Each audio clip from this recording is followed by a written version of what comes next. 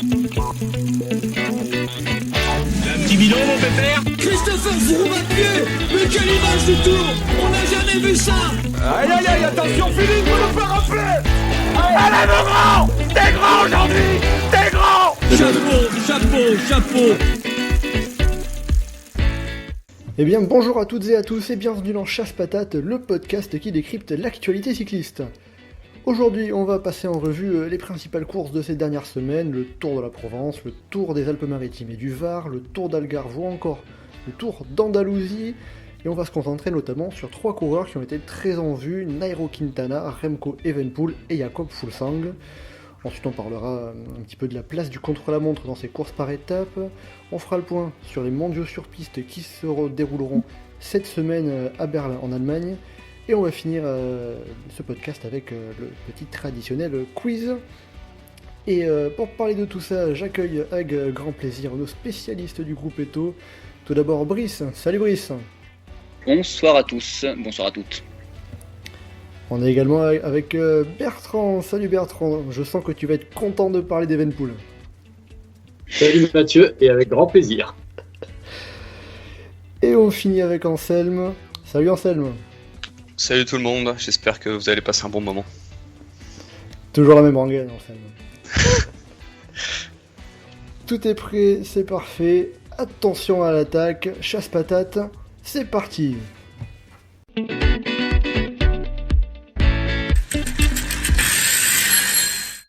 Donc on va commencer par parler des courses de ces dernières semaines pour l'actualité récente, et donc de 3 coureurs en particulier.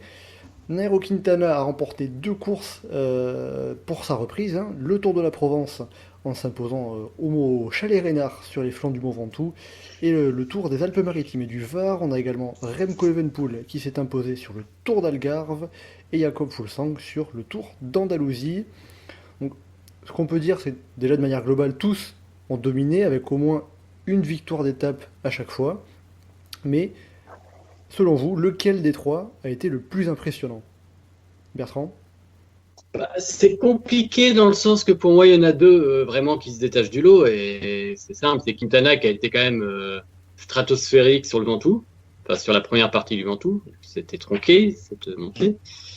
Et ensuite, on a eu Evenepoel qui a fait quand même un sacré numéro, comme dirait l'autre, et qui était impressionnant vu ce qu'il a montré sur l'intégralité de la semaine, sur l'étape Rennes et sur le contre-la-montre. Donc, j'ai du mal à dissocier les 2 pour 2 raisons différentes. D'un point de vue sportif, si je devais retenir peut-être une performance entre les 2, ça serait Nairo Quintana pour sa montée sur le Tour de Provence, sur le Mont Ventoux Chalet Reynard, parce que pour le coup, il a été stratosphérique et encore une fois, il n'y a pas eu de débat, quoi. On se posait des questions, mais dès les premiers kilomètres, on a vu que ce serait lui et personne d'autre. Donc, il a été quand même ce jour-là vraiment impressionnant, et ses temps de montée sont vraiment impressionnants.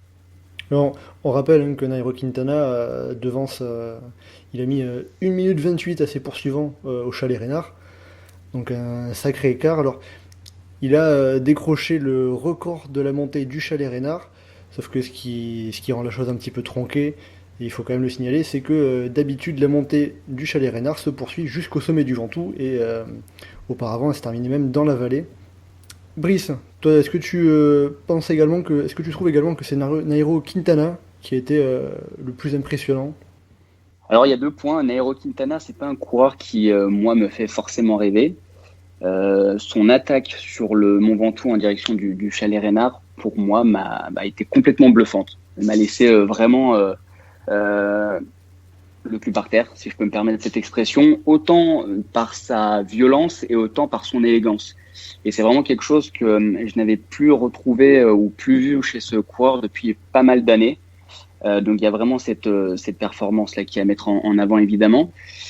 Mais également Evenepoel, je trouve que sur l'Algarve, on a un plateau et on est un petit peu au-dessus par rapport au Tour de San Juan, en termes de difficulté, en termes de concurrence, en termes de rythme aussi. Et pour moi, on va dire sa course au Portugal s'est faite en 3 temps. Il y a déjà sa victoire au sprint sur cette arrivée en côte. C'est un sprint qui est complètement magistral sur 500 mètres, qui dégage une puissance qui est assez hallucinante. Il y a cette montée où Miguel Angel Lopez d'Astana remporte la victoire d'étape. Et lui, il se bat, mais comme un beau diable. Si on regarde les images, on voit un visage hargneux. Enfin, on voit vraiment qu'il va au bout de lui-même. Donc, il ne se cachait pas du tout. Il allait vraiment au-delà de ses limites pour assurer le résultat. Et le chrono, le lendemain, quand on entend son directeur sportif dire qu'il n'est pas très en forme et qu'il tape un champion du monde sur chrono. Voilà, tous ces éléments font que et les performances d'Evenepoel et de Quintana, sur ces 2 dernières semaines, il y a quand même, ils ont quand même montré de très très très belles choses. Et s'il fallait en choisir un des deux, je dirais, ne serait-ce que pour la beauté de l'attaque, Nairo Quintana. Allez, pour finir le tour de table, Anselme, est-ce que tu vas être celui qui va mettre en avant Fuglsang un petit peu? Bah justement, ouais, parce que autant je suis d'accord sur Quintana sur la facilité, l'impression qu'il a dégagé sur les courses françaises, autant comme le dit Brice, Evenepoel, on a montré qu'il s'était arraché, qu'il était souvent à la rupture, ce qui n'a jamais été cas de Fuglsang, puisque hormis sur l'étape 2, où Serrano de la Caja Rural va remporter l'étape, il a toujours fini dans le temps du vainqueur, y compris sur le chrono qui ne gagne pas. Donc pour moi, c'est celui qui a montré le plus de maîtrise et de facilité, sachant que pour moi, Evenepoel, sur la deuxième étape de l'Algarve, qui est l'étape reine, il met des gars comme Figueiredo à 8 secondes, ce qui en soi n'a rien de très impressionnant pour un coureur de son calibre. Ce qui est impressionnant, c'est son jeune âge et le fait qu'il montre un bon début de saison. Après, c'est est-ce qu'il est plus en forme que les autres ou pas. Moi, j'attends de voir sur d'autres courses.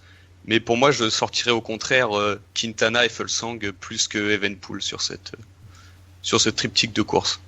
Jakob Fuglsang, justement, il a été vraiment très magistral. Est-ce qu'on peut considérer qu'il est dans la lignée de son printemps 2019 ? Bah pour moi, ouais. Je sais pas s'il a une sorte de déclic ou quelque chose, mais il a montré que maintenant sur les courses d'une semaine et les classiques, il faisait partie des meilleurs. Est-ce que c'est parce qu'avant il se focalisait trop sur les grands tours ? Je sais pas, mais en tout cas pour moi là, il est reparti pour faire une très bonne saison encore. Je suis totalement d'accord avec Anselme sur ce point-là. Vraiment, depuis l'année dernière, on a l'impression que Fuglsang a pris une pleine possession de ses moyens et voire même une autre dimension. Comme qui dirait, il se bonifie peut-être avec le temps. Soit dit en passant, ça reste aussi un coureur que qu'on trouve, je pense tous, extrêmement élégant. Mais là, clairement, il affiche des ambitions qui sont assez élevées et il repart sur les mêmes bases de 2019. Et effectivement, peut-être qu'il n'a jamais eu d'énormes succès sur les grands tours, ne serait-ce que en termes d'étapes, de victoire d'étape ou même au général. Pourtant, il a largement brillé sur des courses d'une semaine et maintenant sur les classiques. Donc peut-être qu'à 33, 34 ans, Fuglsang s'est trouvé lui-même. D'autant que certains vont dire justement qu'il perf très tard, mais il faut pas oublier que sa deuxième année chez Saxo, en 2010, il fait 4e du Tour de Lombardie. Donc ça pouvait laisser supposer déjà qu'il était peut-être plus taillé pour les classiques que pour les grands tours. Pour revenir sur Nairo Quintana, vous avez surtout cité le Tour de la Provence et un peu moins le Tour des Alpes-Maritimes et du Var. Alors c'est un nom de course qui est un petit peu long, je peux le comprendre. Et là, vous trouvez qu'il a été moins impressionnant, plus en gestion ? C'est compliqué de te répondre, ne serait-ce qu'on n'a pas pu vivre la course comme on l'a vécu de l'autre côté. Donc je pense que ça joue énormément. Si ça se trouve, si on avait pu assister à l'étape du Col d'Este, par exemple, peut-être qu'on dirait la même chose. Moi, en ce qui me concerne, c'est pas le cas. Donc forcément, je vais moins vibrer.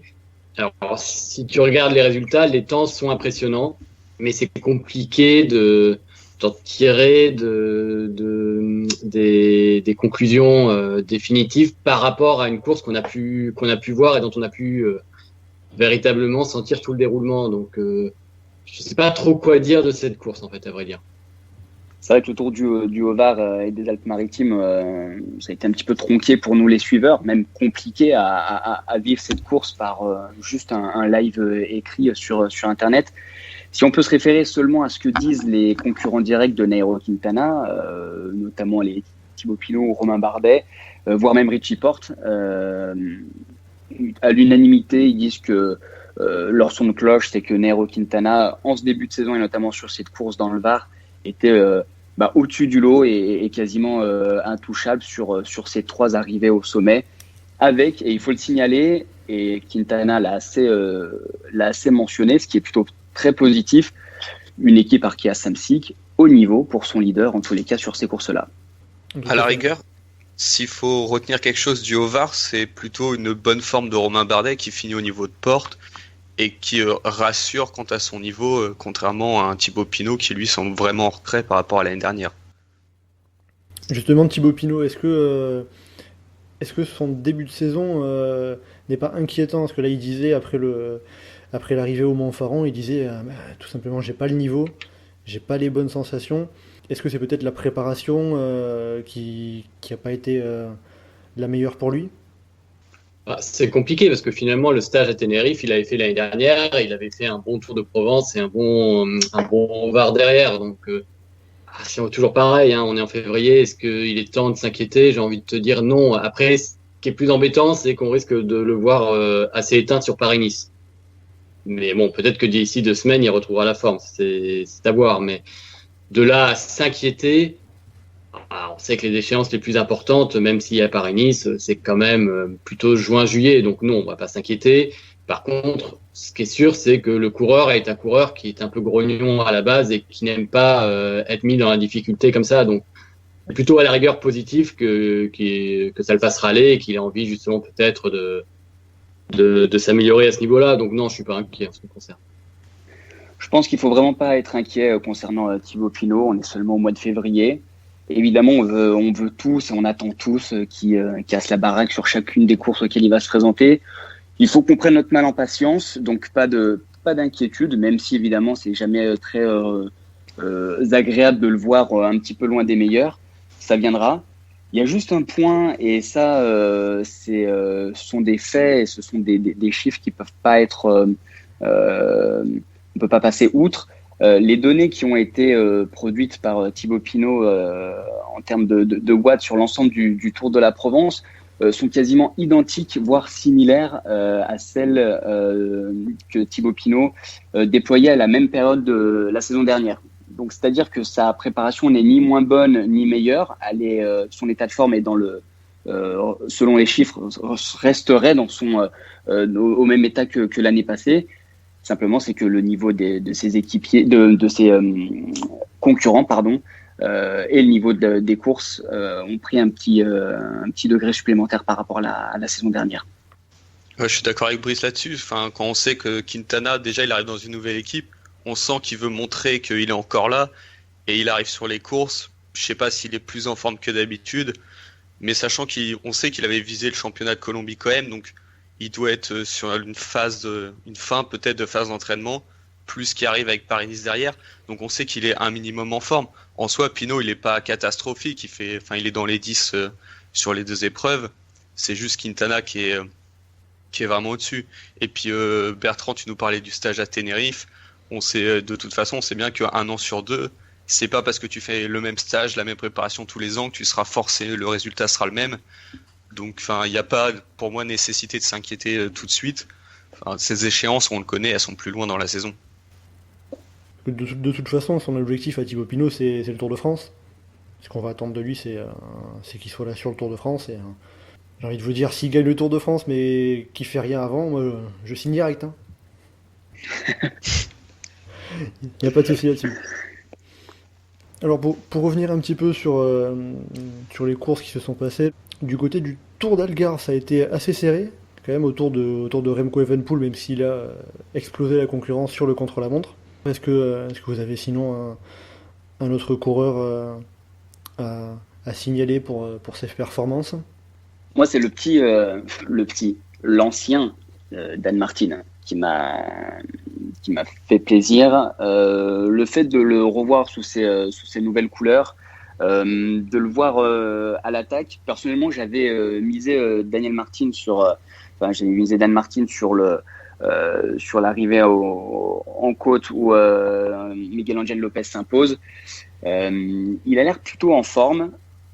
Et peut-être que tout ça, c'est de bon augure pour notamment les classiques ardennaises qui arrivent, etc. Donc, dans cette équipe Israël Startup Nation, on savait pas trop ce qu'elle allait donner avec sa pléiade de sprinters. Voilà, on savait pas trop comment ça allait fonctionner. Et apparemment, son hiver a dû bien se dérouler. En tous les cas, le voir aux avant-postes. Personnellement, ça m'a fait plaisir de le voir comme ça au Portugal pour la suite de la saison. Bizarrement, moi j'aurais plutôt parlé de Joao Almeida, qui a fait un énorme taf pour Evenpool justement, et qui malgré ça arrive à finir 9e au général. Il est comme Evenpool, c'est un jeune, il a 21 ans, et m'a impressionné dans sa façon de gérer son effort après avoir fait son boulot d'équipier et même à s'accrocher. Notamment, je suis passé dans la dernière étape où après 2-3 attaques, il a réussi à revenir pour imposer un rythme. Et donc je me dis que c'est pareil, il va être dans l'ombre d'Evenpool chez De Kninck, mais justement ça peut l'aider à prendre de l'expérience et à devenir pourquoi pas un sérieux prétendant plus tard pour des courses d'une semaine voire plus. Un coureur à suivre en tout cas, c'est vrai qu'il a montré de belles choses en tant qu'équipier, ouais, quand on le voyait faire tout ce boulot dans la montée vers Maliao sur la dernière étape en ligne, c'était assez impressionnant en effet. Et après pour finir avec ces petites courses de ces dernières semaines, sur le Tour d'Andalousie, on a donc Jack Egg qui a pris la 2e place devant Mikel Landa qui a fait d'ailleurs un magnifique sprint sur l'étape remportée par Jack Egg. Ce coureur reste vraiment énigmatique. C'est un coureur, quand il était sur le Giro 2015, il dégageait une telle sérénité, une telle force. On se disait que au moins 1 ou 2 grands tours seraient rapidement accrochés à son palmarès. On se rend compte que quasiment 5 ans après, il y a toujours rien. Ce coureur semble avoir un talent fou qui est apprécié de beaucoup. Mais est-ce que je commence vraiment à penser qu'il a un rejet ou un déni de leadership. Comme s'il se défilait à chaque fois qu'il y avait l'ombre d'un succès qui pouvait se présenter à lui. Dès qu'on a Mikel Landa en fin de course capable de gagner, on n'a même plus envie de miser sur lui jusqu'au jour où il gagnera et ça inversera la tendance. Mais c'est quand même assez, ça en devient presque risible, mais c'est pas super drôle pour lui, quoi. Je pense que ça commence vraiment à peser parce que c'est un coureur qui a tellement de qualité, qui peut tellement bien performer, ça en est dommage, quoi. Plus qu'un problème de leadership, je dirais qu'il a un problème de patience, ce qui fait que il change d'équipe tout le temps dans l'espoir d'être leader incontesté, et à chaque fois on trouve quelqu'un sur sa route qui va prendre le leadership. S'il était resté chez Astana, il aurait pu finir leader étant donné qu'Aru a eu beaucoup plus de mal après. Chez Sky, là ok, il était barré, mais même chez Movistar cette année, ils ont plus personne hormis Marc Soler et Valverde qui vieillit, et il se retrouve à la Bahreïn. Donc pour l'instant, il est leader, il n'y aura pas de problème, mais ce manque de stabilité, je pense pas que ce soit idéal, d'autant que c'est pas forcément top pour fédérer une équipe, et on sait que sur un grand tour, il faut avoir des coéquipiers vraiment à son soutien tous les jours, et ça peut pêcher pour lui dans des moments cruciaux notamment. Il gagne pas, mais il fait pas non plus une course totalement nulle non plus. Donc je pense qu'il faut l'appareil, c'est un peu comme pour Pinot, j'ai envie de dire, c'est pas là que je l'attends, et pas là qu'on l'attend. Il faut qu'il récupère aussi des automatismes avec ses coéquipiers. Il n'y a pas péril pour moi. On peut lui accorder encore un petit peu le bénéfice du doute. Après, je suis d'accord, il a tendance à faire de mauvais choix. Et est-ce qu'il arrive à fédérer une équipe sur sa personne? On peut se poser la question, parce que vu toute l'équipe qu'il a faite, j'ai rarement entendu des coéquipiers de Landa dire que c'était un bon leader. Là, j'ai jamais entendu de témoignages à ce niveau-là, alors qu'un Valverde, on en parle, un Quintana, on en parle. Il n'y a pas d'homme, par exemple, de lieutenant qui suit Landa. Vous voyez, il laisse pas sa trace dans les équipes. Donc, c'est peut-être là-dessus, moi, où j'ai des vraies interrogations. Maintenant, sur un point de vue résultat, c'était pas catastrophique ce qu'il a fait cette semaine, j'attends un peu. Est-ce que vous avez un petit mot à rajouter sur ce Tour d'Andalousie? Moi, j'ai juste un petit point par rapport à Remco Evenepoel, juste une petite stat depuis qu'on l'aperçoit chez les professionnels l'année dernière. En cumulé avec le Tour d'Algarve, il a fait environ 70 jours de course entre 2019 et 2020 pour un total de 10 victoires d'étape et 4 classements généraux. C'est juste pour donner les chiffres qui sont assez évocateurs. Sur le point Evenepoel, je suis à 100% d'accord avec Bertrand et sa position sur Remco Evenepoel. Ce qu'il a fait, c'est très bien. Il met des progrès, on voit des progrès qui sont juste colossaux, une science de la course et une capacité de récupération qui est assez phénoménale. Mais quand on va se présenter sur un Giro avec des prétentions, pour la première fois, on va aussi voir un autre Remco Evenepoel et là, ce sera quand même beaucoup plus intéressant et on pourra tirer des enseignements.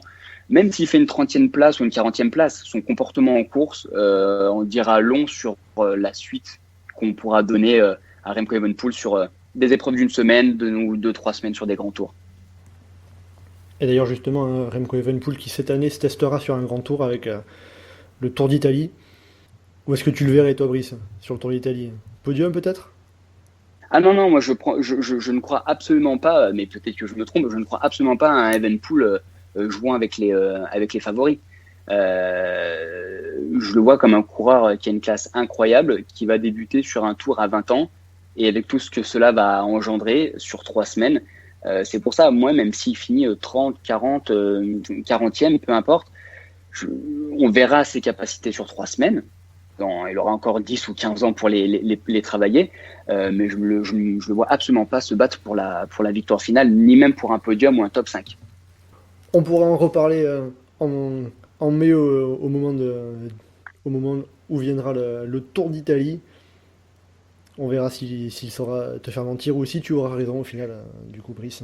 Oh, j'ai la pression maintenant. On va garder ça de côté.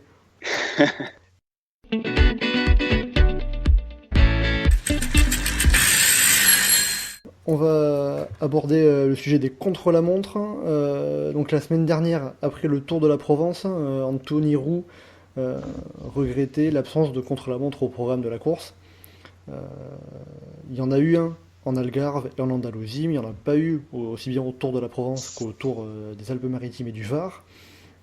On voit d'ailleurs depuis plusieurs années que le contre-la-montre a tendance à se raréfier, presque à disparaître. On a pu le voir également avec le parcours du Critérium du Dauphiné, présenté ce lundi, qui ne comporte pas de contre-la-montre, certainement dans une volonté de ressembler au Tour de France, mais donc pas d'effort solitaire en juin sur le Dauphiné. Ma question est simple, est-ce que vous êtes de l'avis d'Anthony Roux? Est-ce qu'il manque des chronos? Est-ce qu'il y en a suffisamment? Bertrand, ton avis sur la question? Alors, oui, parce qu'il y a beaucoup de choses à dire. Tout d'abord, il faut savoir que moi, le chrono, c'est vraiment pas ma tasse de thé. C'est une discipline qui m'ennuie pour rester poli. Mais là, on atteint des sommets de... Enfin, comment dire? Le chrono, ça fait partie de l'histoire du vélo. On aime ou on n'aime pas, ça fait partie de l'histoire du vélo. Et là, on en arrive à un moment où on n'a pratiquement plus de chrono dans des épreuves comme le Dauphiné ou le Tour de France. Enfin, c'est quand même assez fou. On se plaint d'avoir de mauvais rouleurs en France et on n'est pas foutu de leur offrir des parcours à leur convenance pour essayer de s'entraîner. Quand tu vois dans l'article que tu mentionnes, l'article de Direct Vélo sur Anthony Roux, ils expliquent à un moment qu'AG2R dit qu'il ne voit pas l'intérêt de faire un chrono sur le Haut-Var et qui font partie des équipes qui demandent justement aux organisateurs de ne pas faire de chrono en février. Mais où tu vas, quoi? Enfin, comment tu veux avoir des équipes performantes dans la discipline si tu n'offres pas, si elles ne se confrontent pas à la difficulté?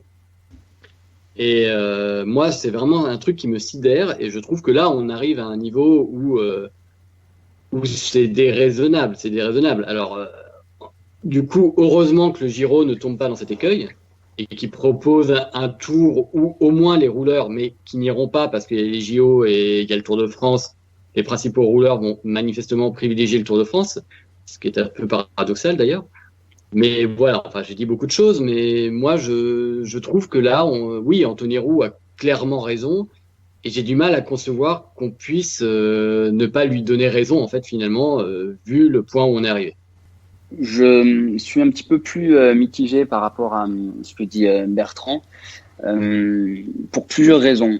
J'ai essayé un petit peu en réfléchissant à cette question de me positionner du côté organisateur et équipe coureur. En fait, on est depuis les années 2000 et ça s'est accentué depuis les années 2010 et encore plus en 2020 dans une mouvance où on réduit les chronos, excepté sur les grands tours, le Tour d'Italie qui fait encore part belle aux épreuves chronométrées. Sur les épreuves, le chrono, c'est du matériel en plus, c'est beaucoup de matos pour les équipes. Et si on prend le Tour de la Provence, le Tour du Var et des Alpes-Maritimes, ce sont des épreuves qui sont courtes, qui font 3-4 étapes. Et souvent, derrière ces épreuves, on a des collectivités qui sont beaucoup impliquées pour promouvoir le tourisme, la beauté du territoire, générer une dynamique un petit peu économique derrière. Et donc, plus on va visiter, plus on fait des étapes longues, plus on voit de paysages, plus on inclut des villes et des communes sur le parcours. Alors qu'un chrono, peut-être que ça limiterait un petit peu tout ça.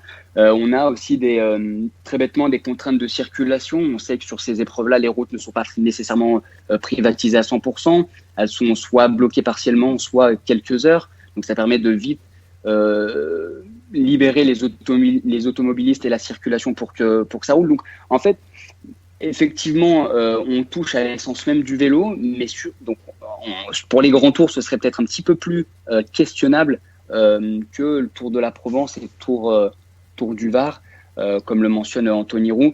Voilà, où sur ces épreuves, peut-être qu'il y a d'autres intérêts qui rentrent en jeu et pas seulement uniquement le sportif et le contre-la-montre. Et juste pour finir, aujourd'hui, on a appris que le Critérium du Dauphiné, donc au mois de juin, ne présenterait pas de contre-la-montre. Donc on est un petit peu dans la poursuite de ce que disait Bertrand, où on va vraiment au bout du processus concernant l'absence de contre-la-montre. Christian Prudhomme, dans son élocution, l'exprime, en tous les cas le légitime, en disant ça évite de figer les positions au classement général. Donc comme si aujourd'hui une course avec un contre-la-montre assez long et peut faire des écarts qui bloquent ensuite la course. Donc on favorise plutôt les étapes de montagne.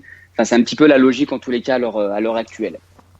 Alors, si je peux me permettre d'intervenir, je vais répondre sur certains points que tu as évoqués, Brice. Le premier sur la vente, le tourisme, tu vends le parcours. Déjà, un contre-la-montre, ça peut être très beau. Tu peux mettre en valeur un lieu précis. Tu penses, tu as le contre-la-montre des Essarts, tu avais le contre-la-montre du Mont-Saint-Michel, le Vélodrome à Marseille. Donc, c'est pas nécessairement quelque chose de négatif là-dessus. Ensuite, tu avais notamment le Critérium international le faisait, un contre-la-montre le matin et une étape de plaine l'après-midi. C'est possible. Donc, en soi, pour moi, c'est pas le challenge, il est pas impossible. En plus, je pense qu'un contre-la-montre, d'un point de vue peut-être logistique au niveau des routes, c'est peut-être plus simple à organiser qu'une étape en ligne. Bon, ça, après, on peut en débattre. C'est juste que tu bloques la route plus longtemps. Ensuite, merci. Je te coupe, pardon Bertrand, je suis ravi que tu mettes en avant ce point-là. Je serais complètement satisfait si ce type d'épreuve-là, de 3 à 4 jours, voire même une semaine, et notamment en France, remette un petit peu au goût du jour ces épreuves et le matin et l'après-midi, que ce soit chrono, course en ligne ou course en côte. Ça offre un nouveau dynamisme et ça existe depuis longtemps, mais ça a disparu et ce serait assez novateur dans nos calendriers un petit peu standardisés d'avoir ce type de format de course en une journée par exemple. Moi je vais vous répondre à tous les deux du coup. Pour ce qui est de l'attrait du territoire, mettre en valeur le territoire, ça pourrait se tenir si le Tour de France ne faisait pas des étapes de montagne d'une distance d'un chrono. Avec des étapes de 60 bornes, tu mets pas pareil le paysage en valeur. Pour ce qui est tu parlais des extra sportifs, c'est pareil. Là, je suis d'accord avec toi. C'est surtout, un chrono, c'est pas vendeur à la télé, et on sait que de plus en plus les questions d'argent rentrent en jeu pour la survie des petites courses, et ça peut être un problème. Ensuite, pour moi, un des problèmes, ça viendra pas des organisateurs des petites courses, mais ça vient du Tour de France. Un Tour de France qui propose pas de chrono, ou très peu, les leaders ne se sentent pas obligés d'en faire, et de fait, une petite course qui aura pas de chrono, c'est pas un problème pour eux, puisque ça les pénalisera pas sur le Tour de France. Ensuite, Bertrand, tu parlais des demi-étapes, mais sur le critérium international qui proposait, du moins c'est dans la version Corse, parce qu'avant c'était encore différent, mais dans sa version Corse, il y avait une étape de plat, une étape de montagne, un chrono, mais le chrono il faisait moins de 20 bornes, donc en soi c'est pas, parfois on se rapprochait même plus d'un prologue que d'un chrono, donc c'est difficile de dire que ça fait travailler autant les capacités de rouleur. Après, pour en revenir à la question de mettre un chrono au Var ou la Provence, pour moi il y a déjà le GP de Bessèges où il y a un chrono, et j'aurais tendance à me dire, je vais mettre sur la table une épreuve qui est encore plus en retrait que le chrono individuel, mais faire comme à l'époque du Tour méditerranéen, mettre un chrono par équipe, c'est une alternative, et on en a plus beaucoup, et moi je trouve ça dommage, parce que là, regarder, c'était beaucoup plus impressionnant, et ça ferait varier un peu. Voilà. Je te rebondis juste par rapport à ce que tu disais sur les chronos. Tu disais c'était presque un prologue. Oui, mais aujourd'hui, les contre-la-montre qui sont proposés se rapprochent pas mal de ce format prologue. C'est vrai. Le chrono de 20 km, non, mais tant que ça, finalement. C'est dommage. Un bon chrono de 50 bornes, des fois, ça fait pas de mal. Mais c'est vrai qu'on en a on n'en a plus que sur les championnats du monde et le chrono des herbiers. Au final. Après, c'est quand même très différent. Après, on peut avoir des avis divergents là-dessus. Entre un Tour de la Provence ou un Tour du Var et des Alpes-Maritimes qui proposent pas de chrono, c'est quand même différent d'un Critérium qui qui ne propose pas de chrono cette année. Si un Romandie ou un Tour de Suisse n'en propose pas, je trouve qu'on est dans on peut avoir plus de latitude et plus d'excuses entre guillemets sur un Tour de Provence et un Tour du Var qui en plus se situe en début d'année. C'est peut-être un petit peu plus complexe à expliquer ou à assumer sur un Dauphiné par exemple, mais parce que historiquement aussi le Dauphiné et le mercredi c'était lié à ça, donc historiquement on fait référence à ce contre-la-montre. Moi, ce qui me gêne plus par rapport aux petites épreuves de février, c'est plus que ce soit finalement les équipes qui demandent aux organisateurs de ne pas en faire. C'est là que ça me gêne, parce que, encore une fois, alors après, l'article est peut-être incomplet à ce niveau-là, mais tu sens pas que c'est une volonté des organisateurs de ne pas en proposer. Tu sens plutôt que on leur demande de ne pas en faire. Et ça, je trouve ça quand même vachement gênant, quoi. Il me semble que c'est les organisateurs qui ont contacté les équipes pour savoir quel était leur avis. Et en l'occurrence, AG2R qui dit non, on n'est pas forcément favorable à un contre-la-montre. D'un autre côté, j'ai envie de dire, ça peut être un peu dommage de ne pas profiter de ces courses-là pour se tester à la fois sur les forces solitaires, mais aussi de tester le matériel. Parce qu'on sait que le contre-la-montre, ça repose en grande partie sur une question de matériel. C'est notamment évoqué dans l'article dans l'article en question. Et donc, avoir des épreuves tests pour savoir si ton matériel est bon, n'est pas bon, ça pourrait être intéressant. D'autant qu'on sait qu'AG2R et avec le matériel, c'est souvent une galère. À changer de vélo régulièrement, c'est pas forcément la bonne méthode. Mais pour revenir sur ce que disait Bertrand, les organisateurs, ils sont un peu aussi dépendants de ça, parce que une équipe comme AG2R qui leur demande pas de chrono, ils savent bien que s'ils en mettent, ils ont moins de chances d'avoir un type comme Bardet. Et de fait, la valeur de l'épreuve, elle baisse complètement, et ce qu'on arrive. Je suis tout à fait d'accord avec toi, et là-dessus, je te rejoins tout à fait. Mais la problématique, c'est que justement, que si jamais il y avait un contre-la-montre, Bardet ne viendrait peut-être pas, et c'est ça qui est dramatique. Et puis après, on arrive à un consensus où si l'organisateur demande aux équipes, évidemment, l'équipe, elle va aller dans son propre sens, et elle va pas aller chercher des difficultés et se mettre un bâton dans se tirer une balle dans le pied. Donc effectivement, on arrive dans un système qui peut paraître très vertueux au départ, mais au final génère pas des problématiques, mais il y a ensuite peut-être un petit souci d'authenticité de la course. Donc Christian, si tu nous écoutes, un contre-la-montre pour 2021, 50 bornes. Mais là, pareil, si on reprend, prenons l'exemple de ce que tu dis en scène, un chrono de 50 bornes, même moins, même 40, 42, 43 km, il y aurait une hiérarchie juste colossale entre des coureurs, pour pas les nommer, des Geraint Thomas, des Roglic, pourquoi pas du Moulin, et les autres qui suivent derrière. C'est-à-dire qu'on met out des Quintana, des Fuglsang, des Miguel Angel Lopez, et on parle pas des Français.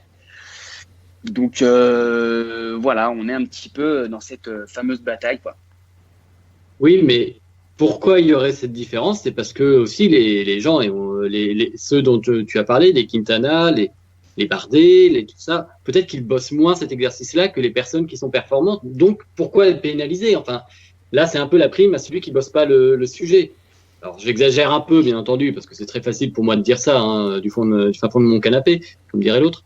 Mais honnêtement, regarde le contre-la-montre de Pau l'année dernière, il est très intéressant. Les écarts, ils sont pas si colossaux que ça. Geraint Thomas, il écrase pas bon, après, c'est pas forcément le Geraint Thomas de l'année précédente, mais il écrase pas non plus la concurrence. Kruijswijk non plus, Richie Porte non plus. Donc c'est intéressant. Tu peux avoir, si jamais tu dessines bien ton contre-la-montre, tu peux avoir justement un contre-la-montre intéressant. C'est peut-être plus là-dessus qu'il faudrait aller. Ah ben, moi, je suis complètement d'accord avec toi sur le fait que c'est pas parce qu'il y a des coureurs qui sont moins performants qu'il faut accepter le fait de mettre moins de chronos et des chronos plus courts. Au contraire. Vraiment, ce qui est intéressant, c'est qu'au fur et à mesure de la discussion, il y a plein de questions qui soulèvent, qui reviennent par-dessus. Je pense qu'on aura limite de quoi en faire un épisode spécial une fois la saison terminée, qu'on aura un peu plus le temps d'en parler. Mais là, le temps court, le temps avance très vite, et donc on va passer à la suite de ce podcast.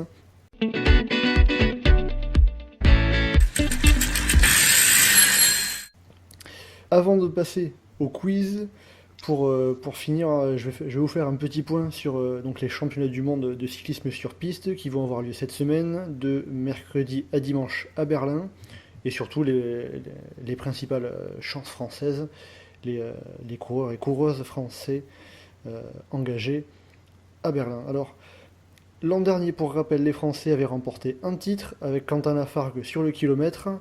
Cette année, le Bordelais est favori à sa succession et on pourrait bien avoir d'autres victoires françaises. Les plus grandes chances sont du côté de l'endurance, avec notamment Benjamin Thomas. Alors, pour rappel, il a été champion du monde de l'Omnium et de l'Américaine il y a 3 ans. Et justement, ça tombe bien, il sera au départ de ces 2 épreuves cette année. Sur l'Omnium, le coureur de Groupama FDJ, il est tout simplement champion d'Europe et il est également en tête du classement UCI. Et sur l'américaine, il sera accompagné de Donovan Grondin, avec qui il a remporté la manche de Coupe du Monde de Glasgow en novembre. On peut citer également sur l'endurance Brian Cocard pour la course au point, dont il est champion d'Europe, mais aussi Corentin Hermenot, qui peut viser une médaille sur la poursuite individuelle. Du côté des dames, on a surtout une équipe assez jeune, qui est là avant tout pour prendre de l'expérience en vue des Jeux, et surtout les Jeux de 2024 qui seront à Paris. Ça va revêtir une importance tout à fait particulière. En vitesse, là, on va avoir d'autres chances. En plus de Quentin Lafargue sur le kilomètre, on a une chance de titre avec Mathilde Gros sur le Keirin. Elle est championne d'Europe de la discipline et elle est montée 2 fois sur le podium en Coupe du Monde cette saison. Donc elle fait partie des favorites. Pour la vitesse individuelle, c'est un peu plus compliqué, mais on peut attendre quand même une médaille pour la Provençale. La médaille, justement, c'est aussi ce qu'on peut attendre, ce qu'on peut viser chez les hommes dans les autres disciplines en vitesse, que ce soit par exemple en vitesse par équipe ou alors en Keirin avec Sébastien Vigier. Mais bon, pour les titres, ça va quand même rester difficile à aller chercher parce que les Néerlandais sont très costauds, très très en forme. Il y a peut-être surtout une ouverture sur le Keirin, mais les médailles seront déjà une très belle récompense pour les sprinteurs français. Pour résumer, on peut dire que l'équipe de France, au global, elle a les moyens de réaliser ses meilleurs championnats du monde depuis 2015, avec plusieurs titres accessibles. Mais il faut tout de même nuancer, parce que les résultats, va falloir les relativiser, parce que le gros objectif de l'année, pour tout le monde, au final, c'est les Jeux de Tokyo, en août, cet été. Donc, certaines nations vont peut-être venir davantage en rodage que pour jouer les titres. Donc ça sera peut-être pas forcément un indicateur fiable en vue des Jeux de Tokyo. Mais si on nous ramène plusieurs titres, ça sera des mondiaux bien évidemment réussis pour les pistards français. Et juste pour compléter ta belle explication, Mathieu, je crois qu'il y a une vingtaine d'années, il y avait déjà eu les championnats du monde à Berlin, et de mémoire, les Français avaient ramené, je crois, 7 ou 8 titres de champion du monde. Donc c'était un vélodrome qui leur avait plutôt porté chance. Je voulais juste rajouter que Brian Cocard, c'est très important pour lui ces mondiaux parce qu'il joue sa place au JO et a priori, pour l'instant, il n'est pas favori. Oui, tout à fait. Il avait déclaré ça en interview, donc voilà, je pense que pour le coup, lui, sa course sera intéressante à suivre. Tout à fait, c'est un coureur qui vise les Jeux, qui a envie d'y retourner après Londres, où il avait pris l'argent sur l'omnium, si ma mémoire ne me fait pas défaut. Pour ces championnats du monde, j'allais l'oublier, mais on va quand même le remercier, Dars Minardi pour toute sa présentation. Vous allez pouvoir retrouver toute la présentation de ces mondiaux détaillés sur le forum et le site du groupe Eto, bien plus en long, en large et en travers, pour pouvoir être fin prêt pour ces mondiaux qui débutent donc mercredi en Allemagne, à Berlin.